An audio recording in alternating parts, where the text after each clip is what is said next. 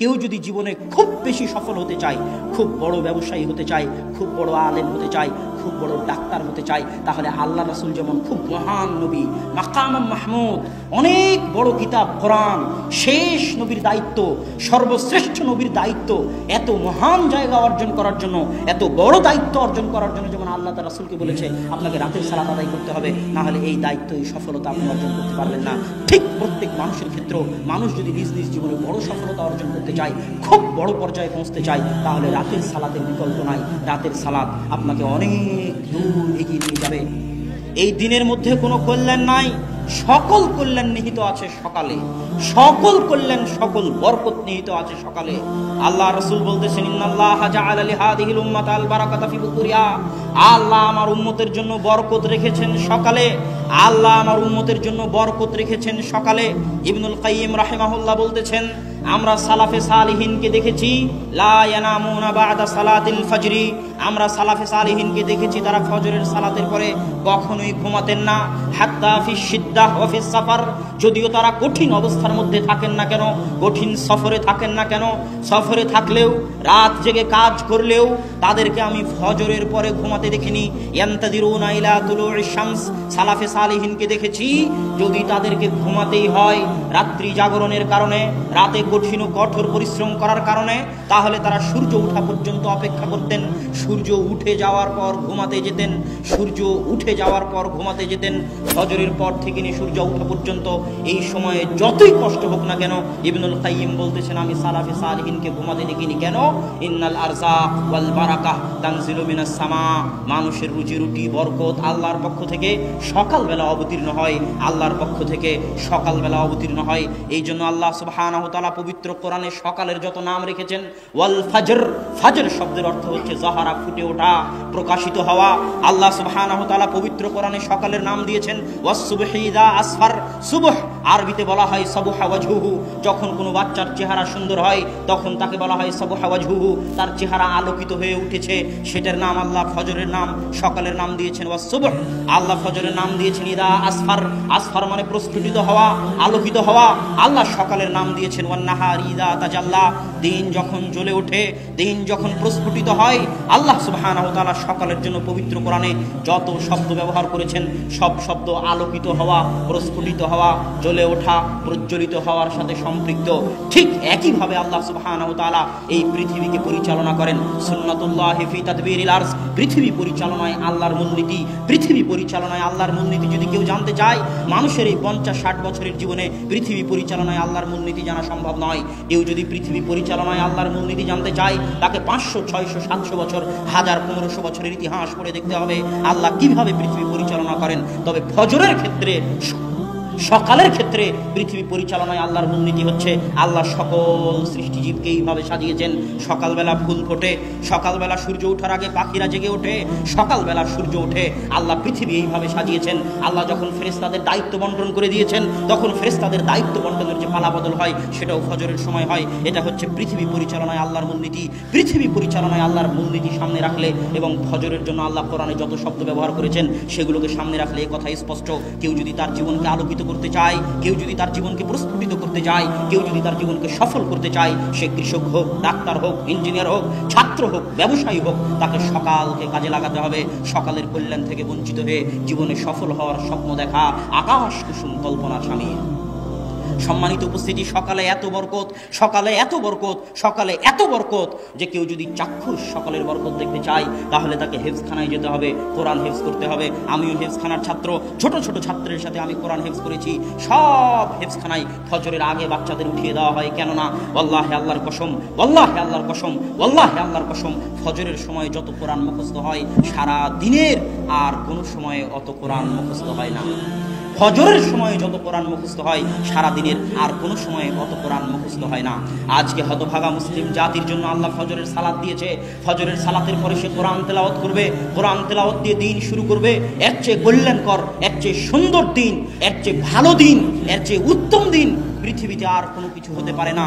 যেই দিন আল্লাহর বাণী দিয়ে শুরু হয় না, ওই দিনের কোনো মূল্য নাই।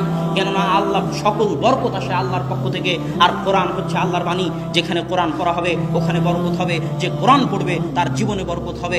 অতএব সুন্দর দিন কেউ যদি টাইম ম্যানেজমেন্ট করতে চায়, সময় বরকত পেতে চায়, তাকে ফজরের সালাত আদায় করতে হবে। ফজরের সালাতের পর ঘুমানো যাবে না, কোরআন পড়ার মাধ্যমে দিন শুরু করতে হবে। আপনি দোকানদার হন, ব্যবসায়ী হন, কৃষক হন, শ্রমিক হন, ইঞ্জিনিয়ার হন, ডাক্তার হন, আপনার জীবন বরকত দিয়ে ভরে যাবে। এ কথা আমার নয়, আল্লাহ রাসূলের। সাহাবী সাখর আল গামিদি বলতেছে, আমি হাদিস শোনার পর, আল্লাহ রাসূলের এই হাদিস শোনার পর যে সকালে বরকত রয়েছে, আমার ব্যবসায়িক কার্যক্রম আমি সকালে শুরু করতাম ফজরের সালাতের পর কোরআন তেলাওয়াত করার মাধ্যমে। না ঘুমিয়ে আমি আমার ব্যবসায়িক কার্যক্রম শুরু করতাম। অল্প দিনের মধ্যে আমি দেখি আমার ব্যবসায় উত্তরোত্তর উন্নতি আর উন্নতি, উন্নতি আর উন্নতি। আমার ব্যবসায় আমি কোনো লস এবং লোকসান খুঁজে পাইনি। আর এখনকার যুগে ইহুদি খ্রিস্টানদের উদাহরণ না দিলে মুসলমানদের মন শান্ত হয় না। এই জন্যই তো মুসলমানেরা কোরআন পড়ার পরও বিজ্ঞানের সাথে মিলাতে চায়। আর আমি কোরআনকে বিজ্ঞানের সাথে মিলানোর খুব বিরোধী। ওই যে যখন আবু বকর রাদিয়াল্লাহু তাআলা আনহু মিরাজে বিশ্বাস করেছিল, তখন আবু বকর কি মিরাজকে বিজ্ঞানের সাথে মিলিয়েছিলেন? কথা বলেন, বিজ্ঞানের সাথে মিলিয়েছিলেন? আবু বকর বলেছিলেন, যদি মুহাম্মদ বলে থাকে মিরাজে গেছেন সাল্লাল্লাহু আলাইহি ওয়াসাল্লাম, সামি'না ওয়া আমান্না, আমি আবু বকর সাথে সাথে ঈমান আনলাম, কেননা মুহাম্মদ মিথ্যা বলতে পারে না। এর নাম কোরআন এবং হাদিস। কোরআন এবং হাদিসে যা আছে সেটাই সত্য। বিজ্ঞান মিথ্যা হয়ে যেতে পারে। কোরআন এবং হাদিসের যদি আজ বিজ্ঞান বিরোধিতা করে তাহলে সেটা মিথ্যা। 10 দিন 15 দিন পরে হয়তো বিজ্ঞান কোরআন এবং হাদিসের পক্ষে কথা বলবে। তবুও যেহেতু মানুষের মন টানে না, সেহেতু আমি বলতেছি, একজন খ্রিস্টান লেখক একটা বই লিখেছে, miracle of the miracle morning, সকালের জাদু। তিনি বলতেছে, মানুষ যদি দুনিয়াতে জাদু দেখতে চায়, বাজার ঘাটে জাদু দেখে মানুষ বাস্তব কোনোদিন জাদু দেখতে পাবে না। কিন্তু মানুষ যদি বাস্তবে জাদু দেখতে চায় তাহলে তাকে সকালকে কাজে লাগাতে হবে। পৃথিবীতে বাস্তব জাদু সকালে আছে, পৃথিবীতে বাস্তব জাদু সকালে আছে, পৃথিবীতে বাস্তব জাদু সকালে আছে। ফজরের পর কোরআন তেলাওয়াত দিয়ে কাজ শুরু করলে সকাল 10টার মধ্যে কাজ শেষ হয়ে যাবে। কাজ আর বাকি থাকবে না, করার মতো কোনো কাজ খুঁজে পাবেন না।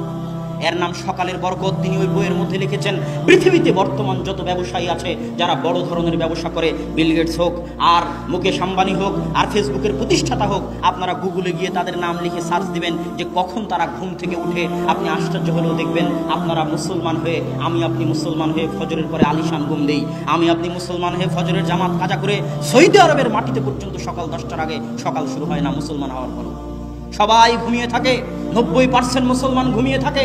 অথচ এই খ্রিস্টানদের নাম আপনি গুগলে সার্চ দিয়ে দেখিয়েন, তাদের সকাল কখন শুরু হয়। মুসলমানদের যখন ফজরের সালাতের সময়, তখন তাদের সকাল শুরু হয়। কেননা তারা জানে সকল সফলতার চাবিকাঠি, সকল সফলতার মৌলিক উৎস হচ্ছে সকাল, সকল সফলতার চাবিকাঠি হচ্ছে ফজর, সকল সফলতার চাবিকাঠি হচ্ছে ফজর। এই জন্য আল্লাহ বলেছেন, ফাইদা কুজিয়াতিস সালাত ফান্তাশিরু ফিল আরজ, দুনিয়ার মানুষ যখন ফজরের সালাত শেষ হয়ে যায়, তোমরা আল্লাহর জমিনে ছড়িয়ে পড়ো। ওয়াবতাগু মিন ফাজলিল্লাহ, আল্লাহর জমিনে ছড়িয়ে পড়ে আল্লাহর দয়া, আল্লাহর রহমত, আল্লাহর রিজিক অনুসন্ধান করো। কেননা ফজরের পরে আল্লাহ সুবহানাহু তাআলার রিজিক, আল্লাহ সুবহানাহু তাআলার দয়া পৃথিবীতে অবতীর্ণ হয়। অতএব সময়কে যদি কেউ কাজে লাগাতে চায় তাহলে তাকে 5 ওয়াক্ত সালাত, বিশেষ করে ফজরের সালাত আদায় করতে হবে। যে 5 ওয়াক্ত সালাত নিয়মিত আদায় করে না, তার জীবনটা হচ্ছে অনিয়ন্ত্রিত, তার জীবনের কোনো রুটিন থাকে না। আর যদি 5 ওয়াক্ত সালাত আদায় করেন, আপনার জীবন, আপনার দিন একটা ট্রাক, একটা লাইনের উপর থাকবে। ফজরের সালাত দিয়ে দিন শুরু হবে। ফজর থেকে জোহর বিশাল সময়, এই সময়ের মধ্যে অনেক কিছু করতে পারবেন। জোহর থেকে আসর পর্যন্ত বিশ্রাম নেবেন। এইভাবে আল্লাহ সালাতগুলো সাজিয়ে দিয়েছে। আসর থেকে আবার নতুনভাবে কাজ করার উদ্যম তৈরি হবে। আসর থেকে মাগরিব পর্যন্ত কাজ করবেন, মাগরিব থেকে এশা পর্যন্ত কাজ করবেন, এশার পরে এশার সালাত দিয়ে দিন শেষ করবেন, তারপরে ঘুমাতে যাবেন। এই যে আমি যদি শুধু সালাত ঠিক মতো আদায় করি, আমার সারা দিন নিয়ন্ত্রণ হয়ে যাবে। টাইম ম্যানেজমেন্টের জন্য সালাতের চাইতে বড় মাধ্যম পৃথিবীতে আর নাই। যারা জীবনে সফল হতে চায় তারা সালাত আদায়ের মাধ্যমে নিজেদের সময়কে কাজে লাগাক, তারা সফল হবে ইনশাআল্লাহ। সম্মানিত উপস্থিতি, সময়ে বরকত কিভাবে হবে? আজকে সময়ে বরকত নাই, এটা কি বুঝতে পারেন? এখনকার যুগে সময়ে বরকত নাই, এটা কি বুঝতে পারেন? সময়, মাস, দিন দ্রুত পার হয়ে যাচ্ছে, কারো সময়ে বরকত নাই। একদিন, এক সপ্তাহ, এক বছর কোনো কাজ ছাড়াই আপনি একটু ভাবেন তো, গত 1 বছর আপনি কি কাজ করেছেন যা দেশ, জাতি এবং ইসলামের উপকার দিবে? গতকাল আপনি সারাদিন কি এমন কাজ করেছেন যা দেশ, জাতি এবং ইসলামের, আপনার নিজের জন্য মৃত্যু পর উপকার দিবে? কোনো কাজ খুঁজে পাবেন না। এইভাবেই দিন পার হয়ে যাচ্ছে সব মানুষের। এই জন্য আল্লাহ বলেছে, ওয়াল আসর ইন্নাল ইনসানা লাফি খুসর, সব মানুষ সময় নষ্ট করে, সব মানুষ ধ্বংসের মধ্যে, ক্ষতির মধ্যে নিমজ্জিত। সময়ের বরকত উঠে গেছে। অথচ আমাদের সালাফে সালেহিন, তাদের জীবনে সময়ের কত বরকত ছিল, কত বরকত ছিল, বেহিসাব বরকত ছিল তাদের জীবনে। স্বয়ং আল্লাহ রাসূল মাত্র 23 বছরের জীবনে সারা পৃথিবীতে বিপ্লব তৈরি করেছেন। আর আমরা 30-40 বছরও কিছু করতে পারি না। ইমাম নববী রাহিমাহুল্লাহ মাত্র 37-38 বছর বয়সে মারা গেছে, অথচ তার এমন কোনো বই নাই যে বই মুসলমানদের ঘরে স্থান পায়নি। অল্প বয়সে মারা গেছেন, অথচ এত খিদমত করে গেছেন। আল্লাহ তাদের সময়ে বরকত দিয়েছিল। আমাদের সময় হচ্ছে বরকতহীন সময়। কেউ যদি সময়ে বরকত পেতে চায় তাহলে কয়েকটি কাজ জরুরি। এক, সময়ে বরকত পাওয়ার জন্য জরুরি হচ্ছে আল্লাহ সুবহানাহু ওয়া তাআলাকে স্মরণ করা, আল্লাহ সুবহানাহু ওয়া তাআলার জিকির করা। আল্লাহ সুবহানাহু ওয়া তাআলার স্মরণ করা এত বড় ইবাদত, এত বড় ইবাদত, এত বড় ইবাদত যে আল্লাহ সুবহানাহু ওয়া তাআলা বলছেন, ইউনুস যদি মাছের পেটে আমাকে স্মরণ না করত তাহলে আমি ইউনুসকে কিয়ামত পর্যন্ত মাছের পেটে রেখে দিতাম। আল্লাহকে স্মরণ করা এত বড় ইবাদত, আল্লাহকে স্মরণ করা এত বড় ইবাদত। আল্লাহ বলছেন, ফাযকুরুনি আযকুরকুম। দুনিয়ার মানুষ পৃথিবীর যেখানেই থাকো না কেন, আফ্রিকার জঙ্গলে থাকো আর আটলান্টিক মহাসাগরের অতল গহ্বরে থাকো, যেখান থেকে আমাকে স্মরণ করো না কেন, আমি আল্লাহ এই মহাপরাক্রমশালী সত্তা হওয়ার পরেও, সারা পৃথিবীর মালিক হওয়ার পরেও যেখান থেকে আমাকে স্মরণ করবে আমি আল্লাহ সেখানেই সেই অবস্থাতেই তোমাকেও স্মরণ করবো। আল্লাহু আকবার, আল্লাহু আকবার। আল্লাহ সুবহানাহু ওয়া তাআলার এই কথার মূল্য দেওয়ার মতো, আল্লাহ সুবহানাহু ওয়া তাআলার এই কথার মূল্য দেওয়ার মতো যোগ্যতা আমাদের নাই। আমরা যদি সময়ে বরকত পেতে চাই আল্লাহকে স্মরণ করতে হবে। দলিল, ফাতেমা রাদিয়াল্লাহু তাআলা আনহা যখন আল্লাহ রাসূলকে বললেন, আল্লাহ রাসূল আমার হাত ওই আটা পিষার জন্য ওই জাতা ঘুরাতে ঘুরাতে আমার হাত ঘা হয়ে গেছে, হাতে ব্যথা হয়ে গেছে, হাত লাগে, হাত ব্যথা হয়ে গেছে, চামড়া জড়সড় হয়ে গেছে, আপনি আমাকে একটা খাদেম দিন। তখন রাসূল সাল্লাল্লাহু আলাইহি ওয়াসাল্লাম বলেন, আলা আদুল্লুকুমা মা হুয়া, আমি কি তোমাদেরকে ওই জিনিসের দিকে ডাক দিব না, ওই জিনিসের কথা তোমাদের বলে দিব না যেটা একটা খাদেম দেওয়ার চাইতে তোমাদের জন্য বেশি কল্যাণ করা হবে। ফাতেমা রাদিয়াল্লাহু তাআলা আনহা চাইলেন খাদেম, আর আল্লাহর রাসূল বলতেছেন খাদেমের দরকার নাই, একটা জিনিস বলে দিচ্ছে ওটার উপর যদি আমল করো খাদেমের চাইতে বেশি উপকার পাবা। কি? 33 বার সুবহানাল্লাহ বলবা, 33 বার আল্লাহু আকবার বলবা, 33 বার আলহামদুলিল্লাহ বলবা, খাদেমের চাইতে বেশি উপকার পাবা। মানুষ এই হাদিস শোনার পরে মনে করে এটা শুধু আধ্যাত্মিক ব্যাপার, এটার সাথে দুনিয়ার কোনো সম্পর্ক নাই, অথচ এটা অবাস্তব। আল্লাহ রাসূলের কাছে চাওয়া হচ্ছে খাদেম, কাজের লোক চাওয়া হচ্ছে, আর আল্লাহ রাসূল শিখিয়ে দিচ্ছেন কি? কথা বলেন না কেন? আল্লাহ রাসূল কি শিখিয়ে দিচ্ছে? জিকির শিখিয়ে দিচ্ছে। এটা অবাস্তব কিছু নয়, এটা বাস্তব যে যদি ফাতেমা জিকির করে তাহলে ফাতেমা তার অভ্যন্তরে এমন শক্তির অনুভব করবে, তার সময়ে এমন বরকত পাবে, তার শরীরে এমন শক্তির অনুভব করবে যে খাদেমের আর প্রয়োজন হবে না, খাদেমের চাইতেও বেশি সে কাজ করতে পারবে শুধু জিকিরের মাধ্যমে। আল্লাহু আকবার। অথচ মানুষ এই হাদিসটা সঠিকভাবে বুঝতে চায় না। এই জন্য ইবনে তাইমিয়া রাহিমাহুল্লাহ, ইবনুল কাইয়িম বলতেছেন, ইবনে তাইমিয়া রাহিমাহুল্লাহ ফজরের পর থেকে নিয়ে 8টা 9টা 10টা পর্যন্ত আল্লাহ সুবহানাহু ওয়া তাআলার জিকির করতেন একা একা। তো একদিন অনেক দেরি হয়ে গেছে, তখন ইবনুল কাইয়িম বললেন, আপনি সকালের নাস্তা করবেন না? তখন ইবনে তাইমিয়া বললেন, এটাই ছিল আমার সকালের নাস্তা। আমি ফজরের পর থেকে যদি এই 2-3 ঘন্টা আল্লাহ সুবহানাহু ওয়া তাআলাকে স্মরণ না করতাম তাহলে আমার পেট, আমার অন্তর, আমার আত্মা ভর্তি হতো না, আমি সারাদিনে কিছু শান্তি মতো করতে পেতাম না। মানুষের যেমন পেটের খাবার লাগে, মানুষের তেমন আত্মার খাবার লাগে, কিন্তু মানুষ বুঝে না। আমি যখন বক্তব্যে এই কথাটা বলি তখন মানুষ আশ্চর্য হয় যে তাহাজ্জুদের সালাত আবার সফলতার মাধ্যম। জি, তাহাজ্জুদের সালাত সফলতার মাধ্যম। দলিল, আল্লাহ সুবহানাহু ওয়া তাআলা কোরআনে বলছে, ইয়া আইয়ুহাল মুযাম্মিল কুমিল লাইলা ইল্লা কালিলা নিসফাহু আও ইনকুস মিনহু কালিলা আও জিদ আলাইহি ওয়া রাত্তিল কুরআনা তারতিলা ইন্না সানুলকি আলাইকা কাওলান সাকিলা। হে চাদর যে মুড়িয়ে আছো, উঠো, রাত্রে সালাত আদায় করো, অল্প হলেও করো, অতি কম পরিমাণ হলেও তুমি রাত্রে সালাত আদায় করো। কেন কেন রাত্রে সালাত আদায় করতে হবে? ইন্না সানুলকি আলাইকা কাওলান সাকিলা, আমি অচিরেই তোমার উপর এত কঠিন, এত ভয়াবহ, এত গুরুত্বপূর্ণ দায়িত্ব দিতে যাচ্ছি, যে কঠিন গুরুত্বপূর্ণ দায়িত্ব তুমি পালন করতে পারবে না যদি না তুমি রাত্রে সালাত আদায় করো। আর এক আয়াতে আল্লাহ সুবহানাহু ওয়া তাআলা বলছে, ওয়া মিনাল লাইলি ফাতাহাজ্জাত বিহি নাফিলাতান লাক আসা আইয়াবআসাকা রাব্বুকা মাকামান মাহমুদা। রাত্রে তাহাজ্জুদের সালাত আদায় করুন, কেননা আপনার প্রতিপালক আপনাকে অনেক উঁচু মর্যাদা দিতে চান, আর ওই উঁচু মর্যাদা পেতে চাইলে রাত্রে সালাত আদায় করতে হবে। এই দুটো আয়াত দিয়ে আমি আপনাকে বলতে চাচ্ছি, কেউ যদি জীবনে খুব বেশি সফল হতে চায়, খুব বড় ব্যবসায়ী হতে চায়, খুব বড় আলেম হতে চায়, খুব বড় ডাক্তার হতে চায়, তাহলে আল্লাহ রাসূল যেমন খুব মহান নবী, মাকাম মাহমুদ, অনেক বড় কিতাব কোরআন, শেষ নবীর দায়িত্ব, সর্বশ্রেষ্ঠ নবীর দায়িত্ব, এত মহান জায়গা অর্জন করার জন্য, এত বড় দায়িত্ব অর্জন করার জন্য যেমন আল্লাহ তাআলা রাসূলকে বলেছে আপনাকে রাতের সালাত আদায় করতে হবে, না হলে এই দায়িত্ব, এই সফলতা আপনি অর্জন করতে পারবেন না। ঠিক প্রত্যেক মানুষের ক্ষেত্রেও মানুষ যদি নিজ নিজ জীবনে বড় সফলতা অর্জন করতে চায়, খুব বড় পর্যায়ে পৌঁছতে চায়, তাহলে রাতের সালাতের বিকল্প নাই। রাতের সালাত আপনাকে অনেক দূর এগিয়ে নিয়ে যাবে আপনার ব্যক্তিগত, আপনার পারিবারিক, সামাজিক, রাষ্ট্রীয় সকল ক্ষেত্রে রাতের সালাত আপনাকে মহান সফলতা দিবে, এত কোনো সন্দেহ নাই। অতএব রাতের সালাত আদায় করতে হবে। আল্লাহ সুবহানাহু ওয়া তাআলা আমাদেরকে রাতের সালাত আদায়ের তৌফিক দান করুক, আল্লাহুম্মা আমিন। সম্মানিত উপস্থিতি, রাতের সালাতের অনেক ফজিলত আছে, যেটা আপনারা আব্বুর বক্তব্যে অনেক সময় শুনতে পাবেন যে রাতের সালাতের আরও কত ফজিলত আছে। আমি শুধু সফলতার সাথে সংশ্লিষ্ট ততটুকু বললাম। বক্তব্যের শেষে চলে এসেছি। সফলতাকে ধরে রাখার জন্য 2 থেকে 3টে জিনিস খুব জরুরি।